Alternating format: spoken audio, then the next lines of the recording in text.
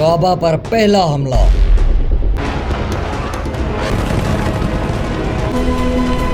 Yemen का बादशाह Abraha 60,000 के लश्कर और जंगी हाथियों के साथ खाना काबा को गिराने की नीयत से मक्का मुकरमा पर हमला आवर हुआ।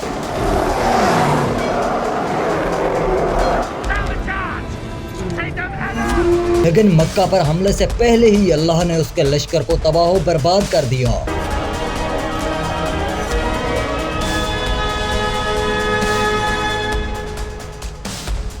नबी करीम की विलादत से कुछ साल पहले तक यमन पर यहूदियों की सल्तनत थी, जबकि उसके हमसाये में हबशा पर क्रिश्चियंस की हुकूमत थी। यमन की यहूदी सल्तनत अपनी टेरिटरी में क्रिश्चियंस पर जुल्म करती।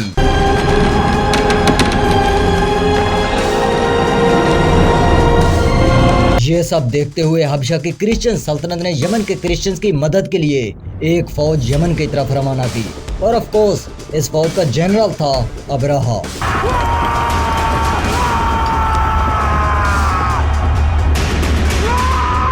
तो अब्राहा ने बड़ी तेजी से यमन की पूरी टेरिटरी पर कब्जा कर लिया और यमन की यहूदी सल्तनत को हमेशा के लिए खत्म कर दिया। यमन पर कब्जे के बाद अब्राहा ने हबशा के खिलाफ भी बगावत कर दी और खुद को यमन का बादशाह डिक्लेयर कर दिया।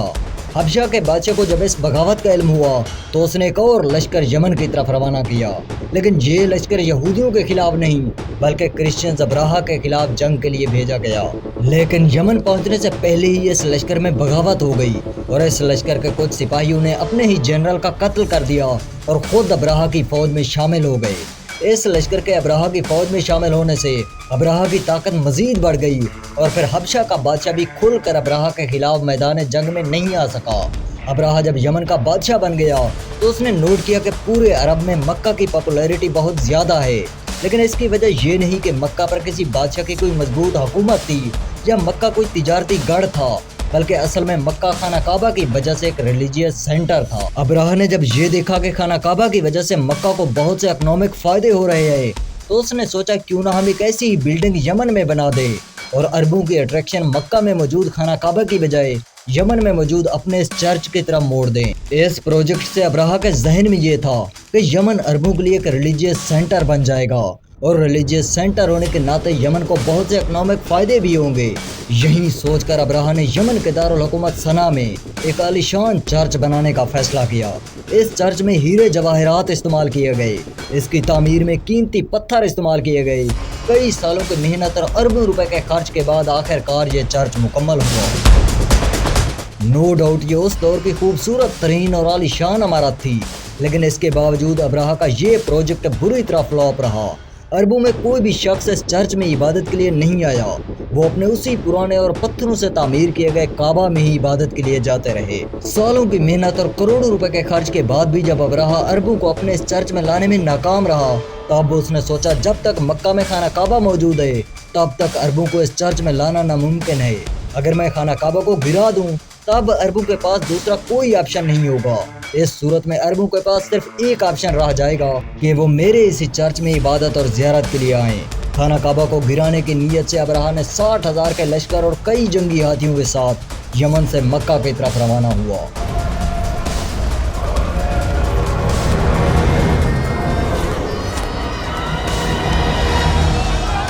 रास्ते में किसी अरब सरदार में इतनी ताकत नहीं थी कि वो अब्राहा के इस लश्कर का मुकाबला कर सके, इसलिए अब्राहा बगैर किसी रुकावट के मक्का शहर के करीब पहुंच गया। मक्का के सरदार अब्दुल मुत्तलिब ने जब अब्राहा की ताकत को देखा तो उसका मुकाबला करने की बजाय मक्का के लोगों की जान बचाने का फैसला किया।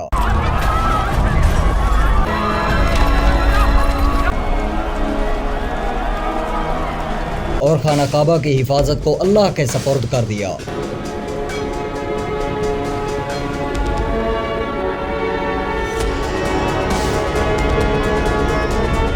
अब्राहा ने जब ये देखा कि रास्ता बिल्कुल साफ है तो उसने अपनी फौज को आगे बढ़कर खाना काबा को गिराने का हुक्म दे दिया।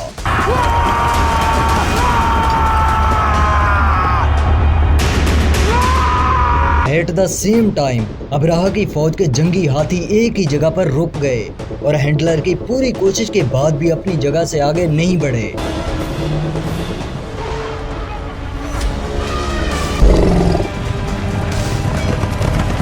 پھر اسی دوران آسمان پر چھوٹے چھوٹے پرندے نمودار ہوئے۔ یہ ایسے پرندے تھے جنہیں اس سے پہلے عربوں نے اس علاقے میں کبھی نہیں دیکھا تھا، اور ان سارے پرندوں کی چونچ میں چھوٹی چھوٹی کنکریاں تھیں۔ جیسے ہی یہ پرندے ابراہہ کی فوج کے اوپر سے گزرے تو ان پرندوں نے وہ کنکریاں ابراہہ کی فوج پر گرانا شروع کیا۔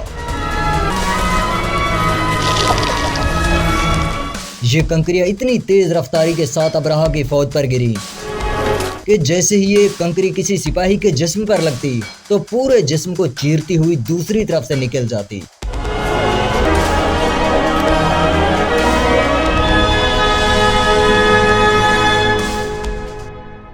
اس طرح ابراہہ کے 60,000 کے لشکر کو اللہ نے مکمل طور پر تباہ کر دیا، اور اس حملے میں خانہ کعبہ مکمل طور پر محفوظ رہا اور خانہ کعبہ کو ایک خراش تک نہیں آئی۔ لیکن اس سے اگلے حملے میں خانہ کعبہ کو بہت بڑا نقصان اٹھانا پڑا، بلکہ خانہ کعبہ کو آگ لگا دی گئی، اور خانہ کعبہ پر یہ دوسرا حملہ کسی کرسچن یا غیر مسلم نے نہیں کیا تھا، بلکہ خود مسلمانوں نے کیا تھا۔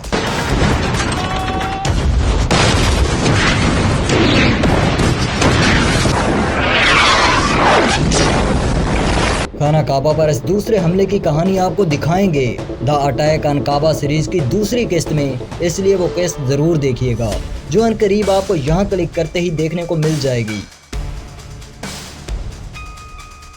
کعبہ پر دوسرا حملہ۔ کعبہ پر توپوں کے ذریعے گولے برسائے گئے۔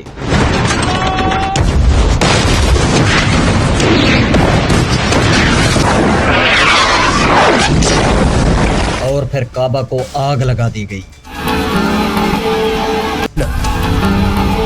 لیکن عجیب بات یہ ہے کہ کعبہ پر یہ دوسرا حملہ خود مسلمانوں نے کیا تھا۔ اللہ اکبر! یزید کے بادشاہ بنتے ہی مسلمانوں پر ظلم کے پہاڑ کھڑے کر دیے گئے، جس میں سب سے بڑا ظلم یہ ہوا کہ کربلا کے میدان میں آل رسول کو شہید کر دیا گیا۔ امام حسین کی شہادت کے بعد یزیدی حکومت کے خلاف پروٹیسٹ ہونے لگے، خاص طور پر مدینہ میں یزید کے ظلم کے خلاف بغاوت ہوئی۔ مدینہ جہاں اس وقت بڑی تعداد میں صحابہ کرام آباد تھے اور وہ یزید کے ظلم کے سخت خلاف تھے۔ یزید نے ایک ظلم کے بعد دوسرا ظلم یہ کیا کہ اس نے کربلا کے واقعے کے بعد مدینہ کے صحابہ کرام کو بھی طاقت کے زور پر چپ کرانے کا فیصلہ کیا۔ یزید نے اپنی فوج کو مدینے پر حملے کا حکم دے دیا۔ مدینہ کے لوگوں نے مدینہ کے اطراف میں ایک بار پھر سے اسی طرح خندق کھود لی جس طرح اس سے کئی سال پہلے رسول اللہ صلی اللہ علیہ وسلم کے دور میں کفار مکہ سے بچنے کے لیے کھودی گئی تھی۔ لیکن فرق صرف اتنا تھا کہ وہ خندق مسلمانوں کو کفار سے بچانے کے لیے کھودی گئی تھی، لیکن یہ خندق مدینہ کے مسلمانوں کو مسلمانوں سے بچانے کے لیے کھودی گئی تھی۔ لیکن اس بار یہ خندق مدینہ کو یزیدی فوجوں سے نہ بچا سکی۔ یزید نے اپنی فوج کو سخت آرڈر دیے تھے کہ اگر 3 دن تک مدینہ کے لوگ میری اطاعت قبول نہیں کرتے تب تم پوری طاقت سے مدینہ پر حملہ کر دینا، اور مدینہ میں تم جسے چاہو جہاں چاہو قتل کر دینا، اور مدینہ کے جس گھر کو چاہو لوٹ لینا۔ ظاہر ہے مدینہ کے صحابہ کرام نے یزید جیسے ظالم کی اطاعت قبول نہیں کی، سو یزید کی فوج نے پوری طاقت کے ساتھ مدینہ پر حملہ کیا۔ ان گنت صحابہ کرام اور ان کی اولادوں کو یزید کے حکم پر شہید کر دیا گیا۔ مدینہ کے بہت سے گھروں کو لوٹنے کے بعد انہیں مکمل طور پر مسمار کر دیا گیا، بلکہ کچھ روایات میں تو یہاں تک آتا ہے کہ یزیدی فوج نے مدینہ کی مسلمان خواتین کو درندگی کا نشانہ تک بنایا۔ یزید کے اس حملے میں مدینہ مکمل طور پر تو نہیں، لیکن مدینہ کا بہت بڑا حصہ مسمار اور ویران کر دیا گیا۔ اس حملے میں مدینہ کے کچھ لوگ جان بچا کر مکہ کی طرف نکل گئے۔ اس وقت مکہ میں مشہور صحابی عبداللہ بن زبیر کی حکومت تھی، جو مسلمانوں کے پہلے خلیفہ حضرت ابوبکر کے نواسے اور حضرت اسماء کے بیٹے تھے، جو یزید کے ظلم اور یزیدی حکومت کے سب سے زیادہ خلاف تھے۔ مدینہ میں بڑے پیمانے پر تباہی مچانے کے بعد یزید نے اپنی فوج کو حکم دیا کہ وہ مکہ پر حملہ کرے۔ اگر عبداللہ بن زبیر میری اطاعت قبول کر لیں تو ٹھیک، ورنہ عبداللہ بن زبیر کو مکہ میں قتل کر دیا جائے۔ یزید کی طرف سے حکم ملتے ہی یزیدی فوج مدینہ سے مکہ پر حملے کے لیے روانہ ہوئی۔ ظاہر ہے عبداللہ بن زبیر ایک بڑے صحابی تھے اور اس نے یزید جیسے ظالم کی اطاعت نہیں کی۔ اس پر یزیدی فوج نے پوری طاقت کے ساتھ مکہ پر حملہ کیا۔ عبداللہ بن زبیر اور اس کے حامیوں نے ڈٹ کر یزیدی فوج کا مقابلہ کیا۔ کئی دن کی جنگ کے بعد بھی یزیدی فوج عبداللہ بن زبیر کو مارنے اور مکہ پر قبضہ کرنے میں ناکام رہی۔ یزیدی فوج نے جب یہ دیکھا کہ تلوار کے زور پر عبداللہ بن زبیر کو ہرانا امپاسبل ہے تو اس نے ایک نیا پلان بنایا۔ یزید کی فوج نے مکہ کے قریب اپنی منجنیقیں نصب کیں اور پورے مکہ شہر پر بڑے بڑے پتھر گرانا اور جلتے ہوئے گولے گرانا شروع کر دیے۔ اس زمانے کی جنگوں میں منجنیقیں یہی کردار ادا کرتی تھیں جو آج کل کی جنگوں میں خطرناک میزائل کرتے ہیں۔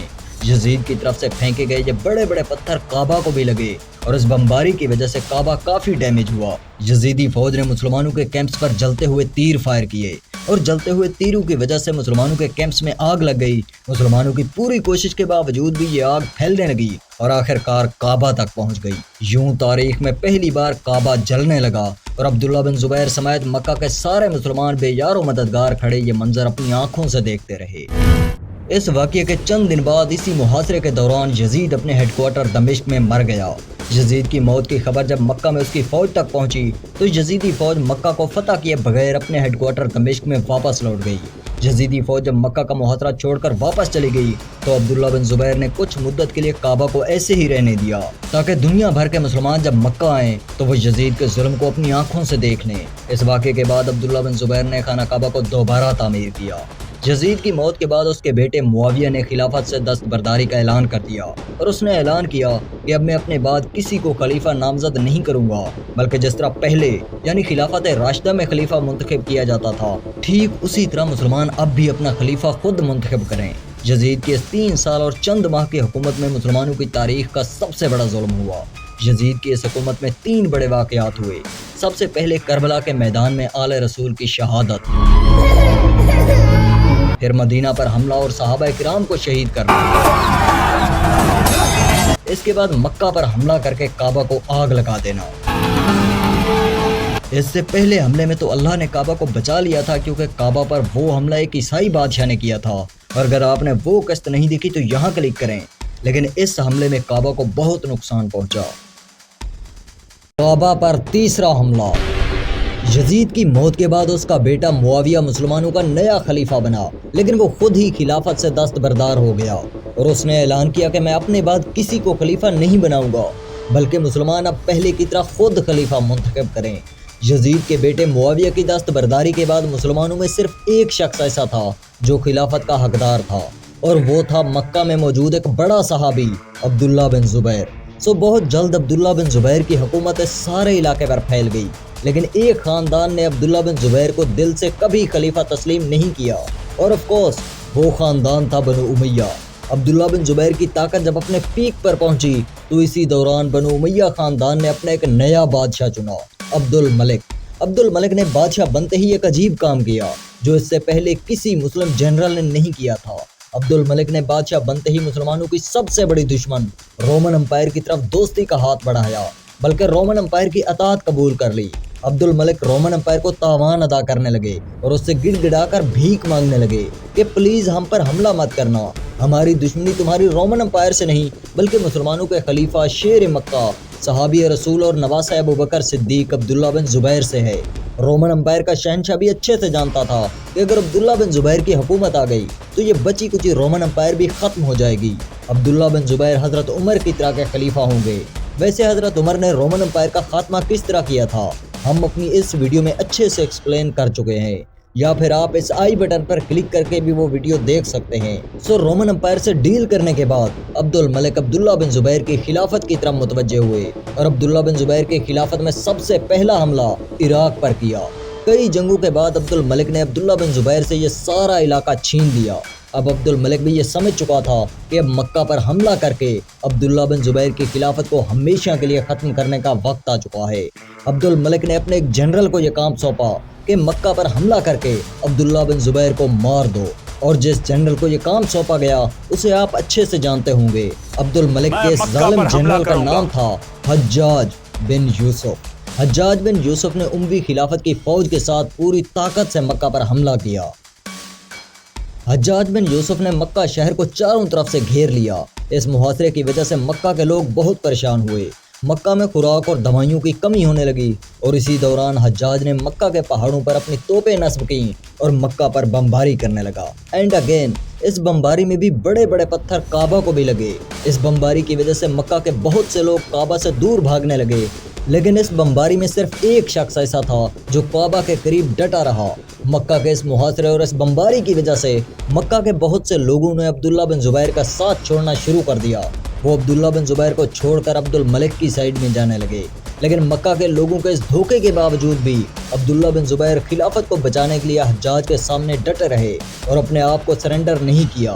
جب مکہ کے اکثر لوگ عبداللہ بن زبیر کو چھوڑ کر حجاج کی فوج میں شامل ہو چکے تھے تو اب حجاج سمجھ چکا تھا کہ مکہ میں داخل ہو کر عبداللہ بن زبیر کو شہید کرنے کا وقت آ چکا ہے۔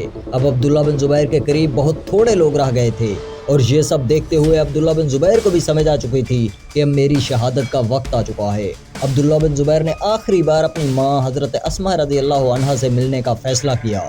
عبداللہ بن زبیر نے اپنی ماں سے کہا کہ میں ایسے وقت میں آیا ہوں جب قریش مجھے چھوڑ چکے ہیں، حتیٰ کہ میرے بیٹے بھی میرا ساتھ نہیں دے رہے، صرف کچھ لوگ باقی ہیں جو مارے جائیں گے۔ کیا میں سرنڈر کر لوں اور ذلت قبول کر لوں یا پھر عزت کے ساتھ لڑتے ہوئے شہید ہو جاؤں؟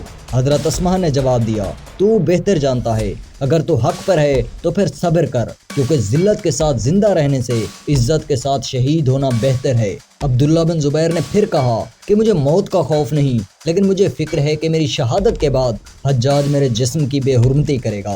اس پر حضرت اسماء نے جواب دیا کہ جب بھیڑ بکریوں کو ذبح کر دیا جاتا ہے تو اس کے بعد انہیں فرق نہیں پڑتا کہ ان کی کھال اتاری جا رہی ہے۔ اگر تو حق پر ہے تو حجاج جیسے ظالم کے سامنے سرنڈر کرنے کی بجائے اللہ کے رستے میں شہید ہو جاؤ۔ اس ملاقات کے بعد عبداللہ بن زبیر نے اپنی تلوار اٹھائی اور حجاج کی فوج سے آخری مقابلے کے لیے نکلا، لیکن افسوس اس وقت تک عبداللہ بن زبیر کے ساتھ کوئی فوج نہیں تھی، بلکہ صرف چند آدمی تھے، اور عبداللہ بن زبیر حجاج کی فوج سے آخری دم تک لڑتے ہوئے بہادری سے شہید ہو گئے۔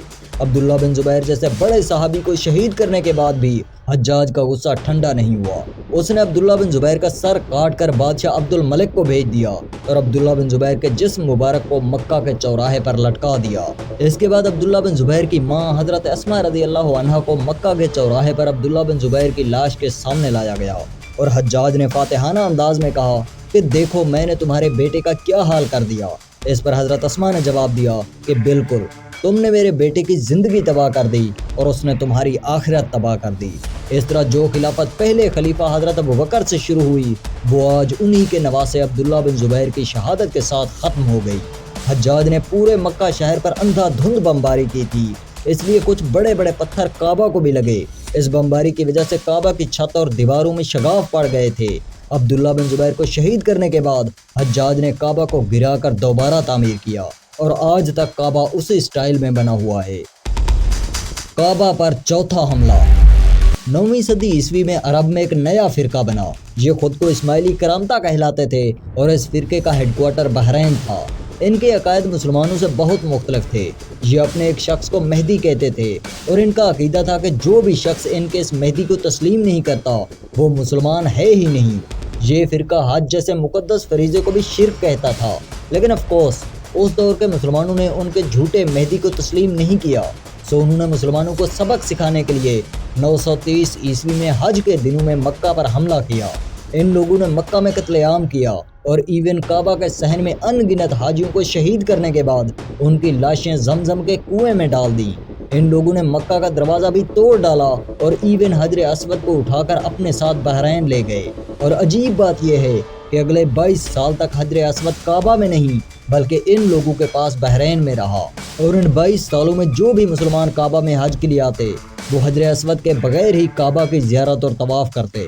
لیکن اس سب سے عباسی حکومت کو کوئی فرق نہیں پڑتا تھا، وہ بھی اموی حکومت کی طرح عیش و عشرت میں پڑ چکی تھی۔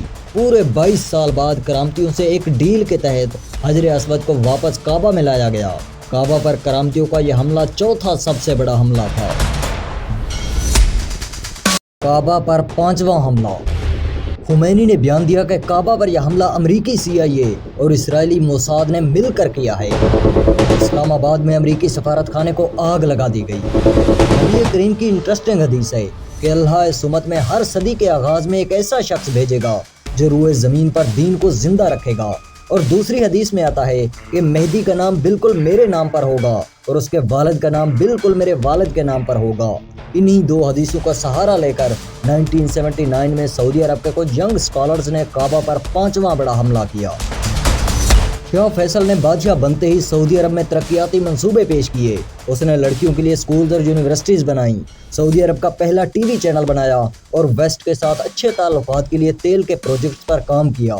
इन प्रोजेक्ट्स की वजह से सऊदी अरब के कुछ यंग स्कॉलर्स शाह फैसल के खिलाफ होने लगे और इवन शाह फैसल के खिलाफ प्रोटेस्ट भी हुए, लेकिन शाह फैसल ने उनकी एक ना सुनी। शाह फैसल की मौत के बाद भी कुछ यंग स्टूडेंट्स आले सऊद की पॉलिसीज के खिलाफ थे, लेकिन सख्त सेंसरशिप की वजह से कुछ कर नहीं पाते थे। 20 नवंबर 1979 मस्जिद अल हराम का इमाम सुबह की नमाज पढ़ाता है और इस नमाज के फौरन बाद सऊदी अरब के कुछ यंग स्कॉलर्स काबा का मुहासरा कर लेते हैं।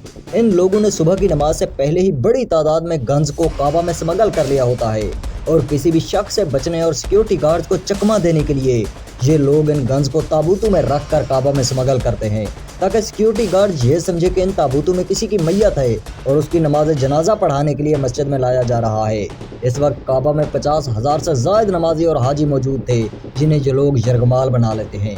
इसके बाद इस गिरोह का लीडर सामने आता है और अपने एक साथी को नमाजियों के सामने पेश करके कहता है कि ये मेहदी है।